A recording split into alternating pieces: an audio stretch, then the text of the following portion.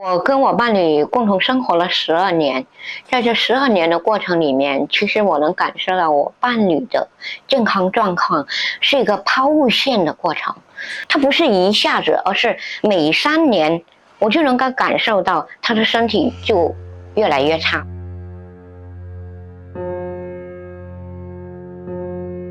刚开始我不知道他是有病的，而是跟他共同生活了之后，我才知道他原来有系统性红斑狼疮，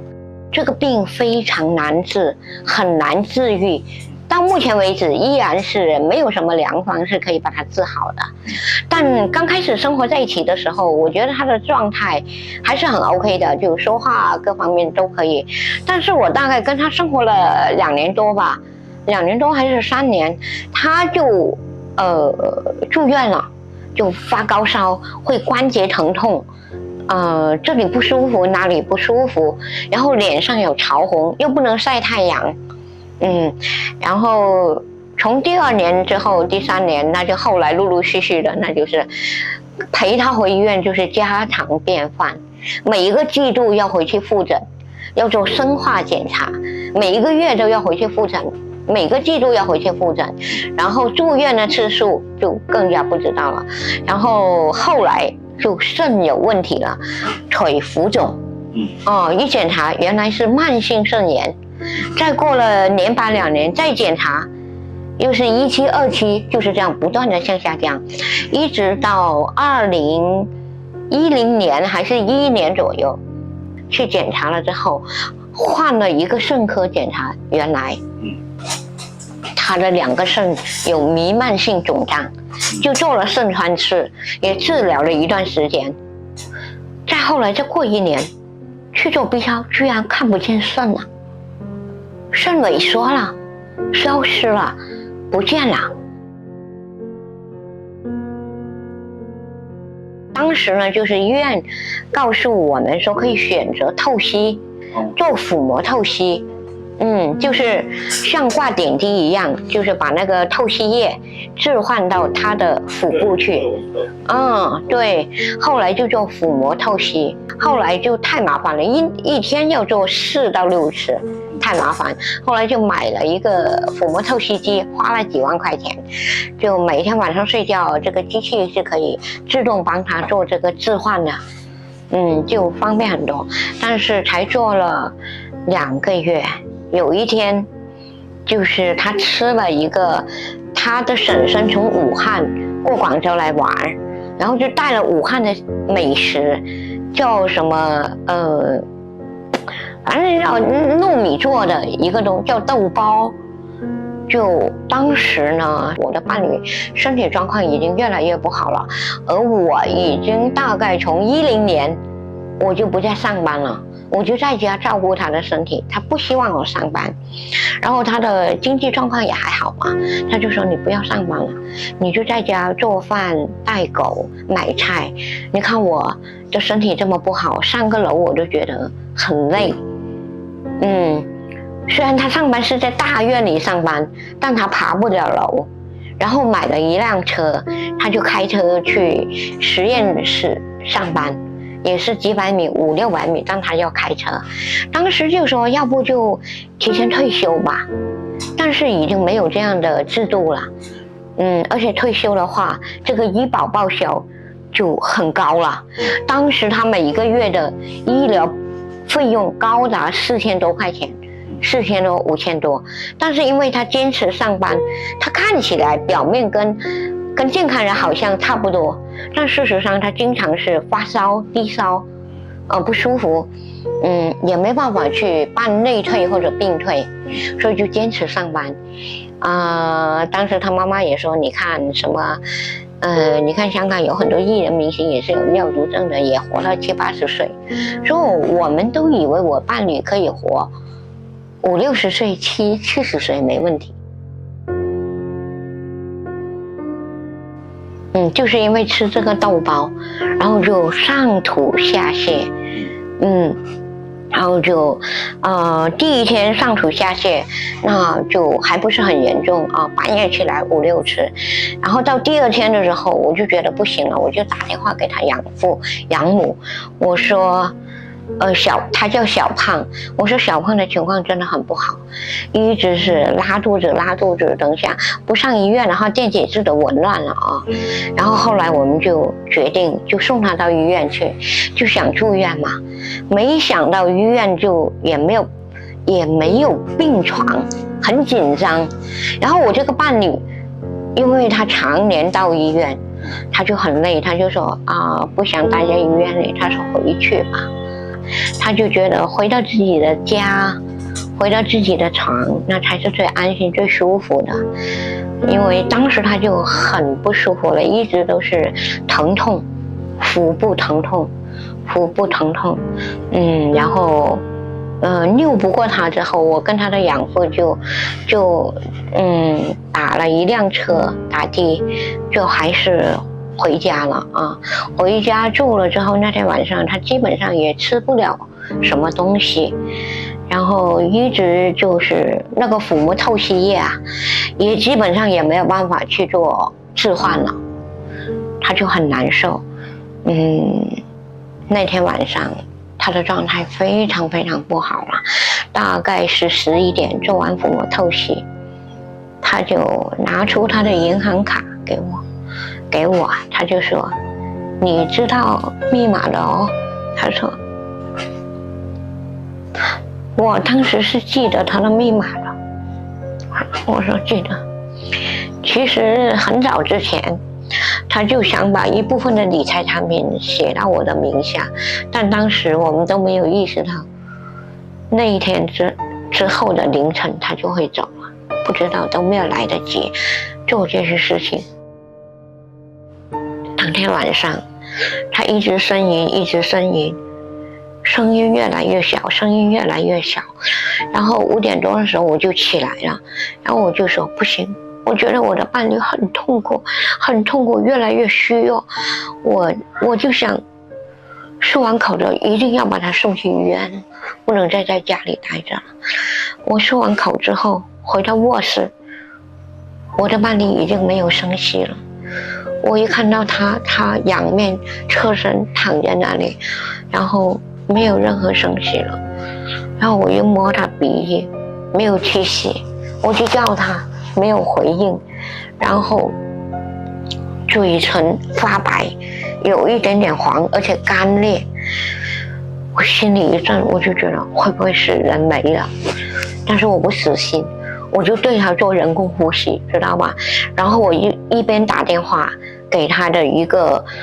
好朋友，我说你帮我叫120，然后我马上就给院里的卫生室打电话，我说你们马上过来，我在哪里，马上过来，我说要抢救一下。10几分钟之后，院里面的卫生队就过来了，然后再到半个小时之后，就120也来了，他们就接力去抢救他。心肺复苏的。做心肺复苏，然后抢救了1个多小时，然后，当时我也，就是我做完这些，打完电话给120，打完电话给卫生室，打完电话给他好朋友之后，我就立刻打电话给他养父养母了，一刻都没有耽搁。然后他养母就过来了，养父养母都过来了。到了7点钟之后，到最后就是医生就问我要伴侣的身份证，看了之后他说今年40岁，他说这个病其实平均年龄就是40岁左右，就系统性红斑狼疮，患上这个病平均年龄就是40岁。然后他说不行了，我们尽力了。当时我都有侥幸，我说一定要救过来，一定要救过来。我当时是有种麻木和屏蔽，不会觉得悲伤，知道吧？直到医生跟我说，他说不行了，他说就拿这个身份证去，因为他们要登记相关的抢救记录和开死亡证明。直到那一刻，我才意识到，我生活了12年的伴侣走了。我办理的养父也只有2兄弟，然后呢，就是他的幺爸是在武汉，大概就是反正也很快过来，因为交通很方便嘛，立刻过来。他的幺爸是他们这个家族的一个主心骨，他幺爸就立刻就说：“你们任何人都不要哭。”他说这个他的养父反正叫我不要哭。他说就2个老人年纪大了，受不了刺激了，大家都克制一点，就都不要哭。所以当时就克制了，真的是，但是因为克制到麻木了，知道吗？第2天出殡以后，他的堂叔立刻就带着10几个亲戚来到了我跟我伴侣共同居住的房子，说你看看小胖还有什么银行卡，还有什么其他重要的东西，你拿出来。哇，那个家是非常的不一样，非常的冷漠。前一天办丧事的时候，还把我当成小胖的伴侣。我们在灵堂，我们在那个反正这个仪式感方面还是挺把我当一回事的。当时我还觉得有点暖，就觉得。然后我的同事，当时我在同性恋亲友会上班嘛，然后我的同事，我社群的伙伴有很多人去看我，有去出席了这个葬礼。然后这个我伴侣的家人也把我排在一个家人的这样的一个位置，一起去共同把这个丧礼办成了。而且在吃饭的时候，他的亲戚还说：“美丽，以后你就当你是小胖妈妈的女儿吧，以后就大家互相共同照顾，互相往前走。”然后他养母也说：“我也就多一个女儿吧，把她当成我的女儿。”很暖啊，本来。对，真的很暖。但是没想到第2天画风全变，就在那里让我交出所有贵重的东西。交完了之后，他说这个事情你当时交出去的时候，其实你没有想什么，你有想什么吗？你当然肯定不愉快。我不愉快，但是我感觉我无力去反抗，因为我只有一个人，我身边没有任何一个人，我没有朋友，因为大家也想不到会发生这一出戏。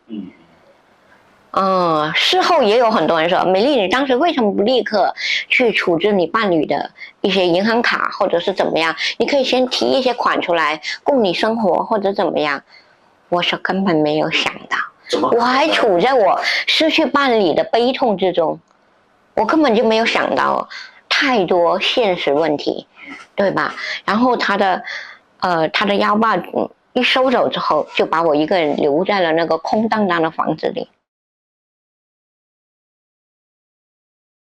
我不想住在里面，因为我一个人住在那里睹物思人，我感觉很难受。所以有一段时间，其实我是搬出去跟志愿者住在一起，我没有回我跟伴侣的那一套空房。大年初3的时候我回去的时候，我看到那个茶几上有一个纸条，写着说：“我过来找你，你不在。”他说我们哪一天我们去派出所见面。我就很奇怪，你明明有我的电话，是他幺爸留的，是我伴侣的幺爸留的，你明明有我的电话，知道我的通讯方式，为什么不打电话跟我说呢？我就很奇怪啊。然后到了时间，但是我已经在这之前已经感觉到他们已经对我拒人千里之外，已经刻意的跟我保持距离了啊。所以当时我就跟我的同事，我的领导就是阿强，就是伙伴的创始人阿强讲的这些情况。阿强说：“花姐啊，他说人都是现实的，以前你照顾小胖尽心尽力，他们是看在女儿的面上，觉得有个人照顾了女儿也挺好的。但是你的伴侣走了之后，他们很可能什么都不会给你，也可能也不会去承认你这段关系，承认你过去的付出。”因为阿强看到太多了，而当时我进入亲友会工作才1年多的时间，我可能还没有什么太多的经验和感觉，当时呢，阿强就这么讲，你心里怎么想？我当时心里就觉得，阿强就说，他说其实你是有权利去获得一些补偿的。他说如果到时真的他们对你怎么样的时候，我们可以请律师来援助你。他说，虽然没有法律依据，但是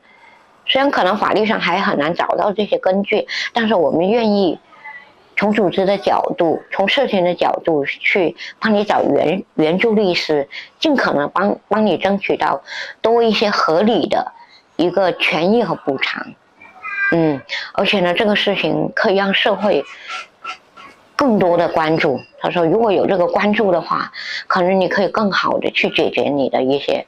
切身利益的问题。所以当时我就跟阿强讲了这个事情，我说他叫我什么时候说要回去，你陪我去吧。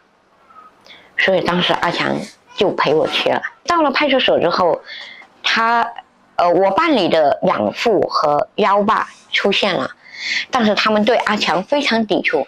他说你是谁？阿强说我是他同事啊。我说对啊，他是我同事，他陪我来啊。他们就说同事，你有什么资格来跟我聊这些事情？我们一进派出所之后，那个警官就好奇怪，就直接对我讲，他说你不要霸占人家的房子啊。我立刻就明白了，原来他们是对警官说了不符合事实的一个真相。我立刻就明白为什么我的伴侣出殡以后立刻就对我敬而远之，拒人千里之外。原来他们早就想好了要跟我割席。因为我伴侣有银行存款，有股票，有期货，有房子，可能他们就做好了怎么样来应对这个事，而我傻傻的还活在那个曾经是一家人的那种幻想里，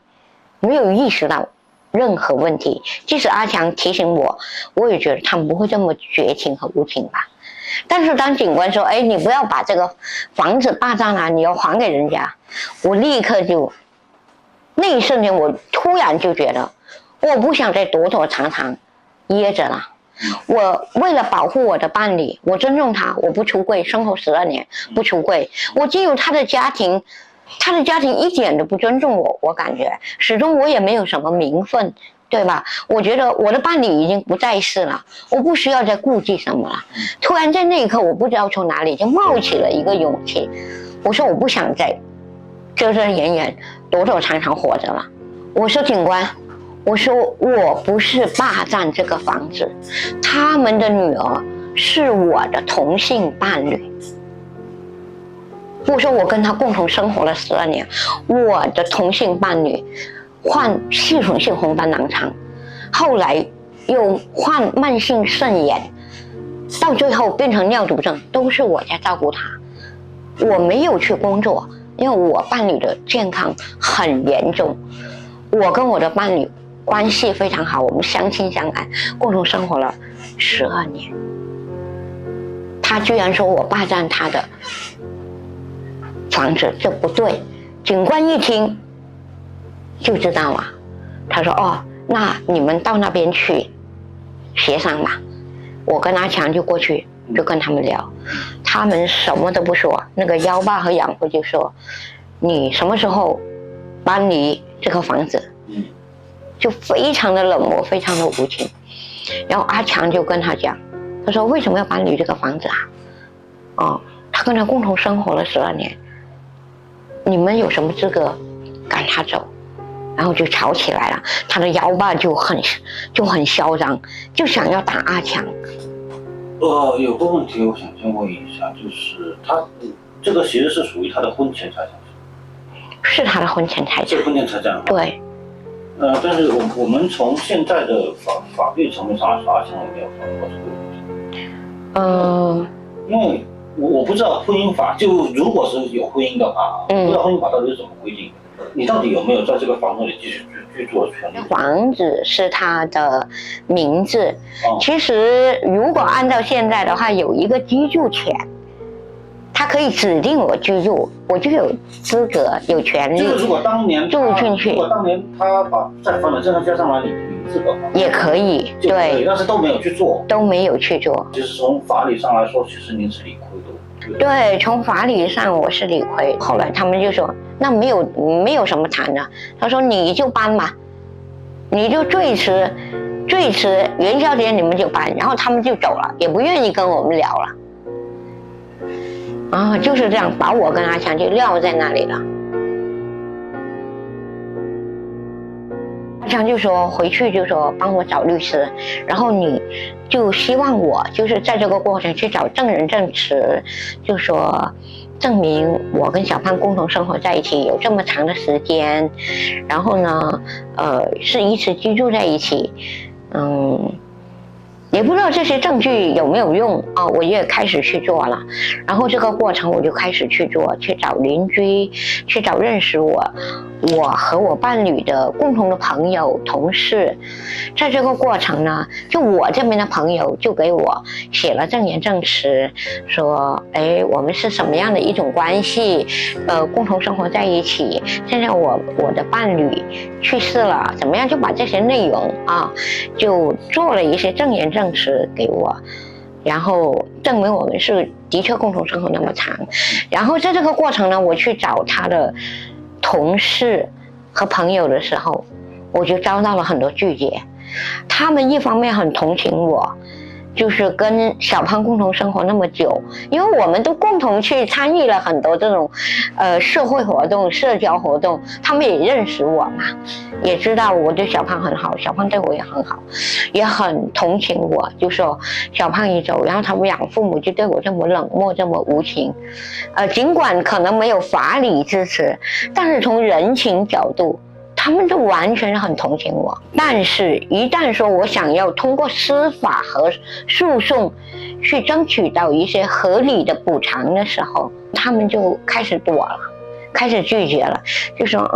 低头不见抬头见，都在同一个大院，他说你的遭遇我很同情，你真的打官司的时候我可以作证，但是证言证词我就不想写，因为需要他们签字，需要写身份证，去同情我，但是又拒绝了我。我一遍一遍的被拒绝，不被认可，就是我又会。其实那段时间我失去伴侣，我很痛苦了。我去取证言证词的时候，我还得一遍一遍的去讲这个故事，我感觉很痛苦。当我麻木的时候，如果讲这个故事我会痛，我不想一遍一遍的揭开伤疤去疼痛，而我不想疼痛的话，我就变成很麻木，我就觉得很怪异，很麻木的去请求别人来给我提供帮助，我很分裂，我就感觉我行尸走肉，你知道吗？就那个过程其实没有人体会到，就有很多人很理解，花姐你为什么不打官司？我到最后其实我感觉我进入了一种非常抑郁和压抑的状态，我的同事也不理解我，就我们都帮你请好了律师来准备援助我，去帮你争取更大的一个关注和权益，但最后我已经没有力量去做这件事情了。我能感觉到别人会觉得我为什么还要去跟一个70、80岁的老人去争家产，这种感觉我不想去面对。其实我内心知道我不是去争家产，其实我觉得我的遭遇很不公平，我不被他们看见，他们对我拒人千里之外，我很痛苦，曾经亲如一家人，如今拒人千里之外，我很痛苦。其实我打官司我不是为了争家产，我是希望这段关系被认可被看见，我希望我对小胖的这份深情，他的父母得到一个认可。同时呢，因为这个过程我也深深的看到法律的匮乏，在法理上我亏，对不对？我没有办法名正言顺说这个遗产有我一份。我看到法律的缺失给我带来的这个重击和痛苦，所以我也很想通过诉讼之路去唤醒，让更多人来关注我的遭遇，进而看见到我们整体的这个遭遇，这种法律的匮乏，这种随随便便这种泡沫般的这种伤痛，亲如一家人原来是个幻想。他们可能不是真的接受我，让我意识到他们其实从来没有真正接受我，从来没有真正改变过他们对同性伴侣的偏见和成见，只是出于现实的一个考虑，觉得有个人照顾自己的女儿不错，女儿一走之后立马真面目就显露。我真的没有办法接受，我真的深深的意识到原来出柜有这么大的意义和价值，原来出柜不是只是告诉父母说我是同性恋，我要跟同性伴侣在一起生活，其实出柜意味着你要获得一个家庭的接纳和支持，意味着你建立了更多的信任和安全，等暴风雨来的时候他们真心的支持你，是去建立一个支持系统和平台。真正的出柜是我伴侣去世了之后，我那么痛的领悟之后，我才真正的不再有柜子，不再隐瞒。后来我就所有的微圈 QQ 空间，我所有的社交媒体，我不再隐瞒，不再分类，就是这样，我才知道真的出柜也不是简单的出柜，你必须要有出柜这个动作，你才能够获得更多的支持，从家庭到社会，你才有更广泛的被接纳。他是你的谁，你是他的谁，不要再说我是你表妹，你是我表姐，不要再说啊我们是同学朋友，什么男同学女同学，对吧？因为你能给你伴侣的东西本来就很少，你能给他什么？可能你可以，对，现在我觉得更好了，就随着社会的进步，大家可以在这一个房产上写上你伴侣的名字，对吧？在意定监护上去确定你的伴侣是你的监护人，你可以在居住权上写上你伴侣的名字，你走了之后，无论是意外还是疾病，你的伴侣可以有权利就在那里。你可能无法去改变社会，让社会给你的伴侣名分，但你可以改变你自己，你可以说你是谁，我身边这个人是谁，对吧？名分你可以给的，你可以给你自己，也可以给你伴侣。那花姐，你现在还好？我觉得我现在从某种程度上来说，我还好。我花了3年多的时间，从这样的一个人生困境里面，慢慢的走出来。真的，而且我认识到我必须更强大，更真实的去做自己，我才能活得更好，这是我好的一方面。但是我依然看到，我还在为我的生存努力。真的，虽然这社会进步了很多，我生存的一些空间，这个社会舆论啊各方面比以前好一些，但是我觉得在大的方面，法律上还是没有太多保障。然后我作为一个普通人，我以前是公益组织的工作人员，我有稳定的工作，是吧？但是这几年这个大环境比较卷，比较恶劣，而且很多活动我也没办法做了，那我不能做公益，我怎么去生存？所以这是我要考虑的。但是我从这种最痛苦的阶段走过来了，我的自我认同这么好，我对出柜和同性婚姻的认识这么深刻，然后我不再躲躲藏藏，我有这么强大的内心，我这么勇敢，我觉得我还是值得的真的，我值得被爱，我也会勇敢的去追求我新的感情和未来。花姐，那您现在有对象吗？我现在是有在交往中，还没确定关系，但是我相信我一定会有一个好的伴侣和好的未来。因为我在感情里面，我很敢付出，很敢承诺，即使没有法律承诺，但我心会对关系承诺。对啊，我觉得我们这么真心的去追求我们的真爱，这么勇敢的想要自由的生活，一定会拥有那一份自由和灿烂的，我是这么认为的。